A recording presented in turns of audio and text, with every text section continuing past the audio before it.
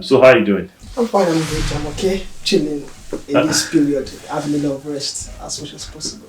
Okay. What have you been doing with in this period resting? I think to be honest, most days I wake up whenever I can. Yeah. I choose to wake up because most of I sleep around 3 a.m., 4 a.m., 5 a.m. just because I get enough stuff done.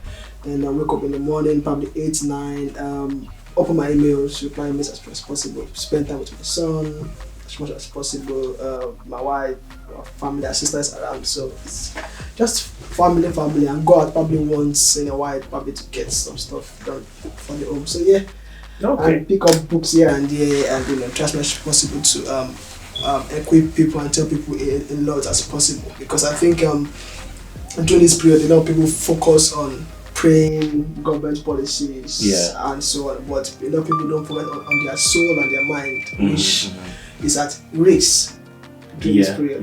Yeah. The minds of people. I remember we had a brief conversation on that. This sort of period is a strange period. A lot of people who have to go out now have to stay indoors. Idleness could creep in, and then people could start thinking, doing. Obviously, I remember you saying, an idle mind is the devil's workshop, the popular saying, and that is very true.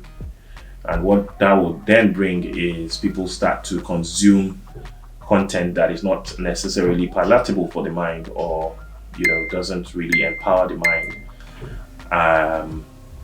And I remember reading somewhere as well, coincidentally the day before that, where they were talking about the spike in the views on pornography and things like that. I was reading that somewhere. It was one of the statistics that came up on the internet, and they were talking about that. And I was thinking, when you mentioned that as well, I was thinking, wow, the devil is very smart. The first thing we were going to talk about is, before I do, people are wondering, before I do what? Yeah, mainly because, we wanted to talk about, have a conversation about, what people need to do or be aware of before they get married. And a lot of times people have conversations, or when we have this conversation, some people, especially people who are very, I don't want to use the wrong words, but people could be myopic in their way of thinking sometimes. And when you start talking about things like this, they say, oh yeah, who qualifies you to talk about it? And I remember somebody saying that somewhere, and a few times people have talked about the same thing when it comes to marriage, and then they say, oh well, how long have you been married to talk about marriage? And I say, well, but the two people you always quote in the Bible, they were never married. The two people that were in weddings, you would always hear the pastor quote. The two people most likely that you would quote when you are referring to marriage advice are Paul and Jesus. And those two people were never married, but yet you feel that their wisdom was enough for you to quote them and for you to speak about them. But yet you don't believe that another person has the same spirit of wisdom on the person to be able to share with you, even if the person is not even married, or the person has just been married for not too long. By the time I say that, it sort of puts people, makes people think about what they just said, or how they were thinking before. And some people obviously keep to their way of thinking and think, oh no, well, you don't have enough experience. I just feel experience is one teacher, but wisdom, the spirit of wisdom is a whole different, it's a teacher at a whole different level. What do you think? Yeah, I agree with that.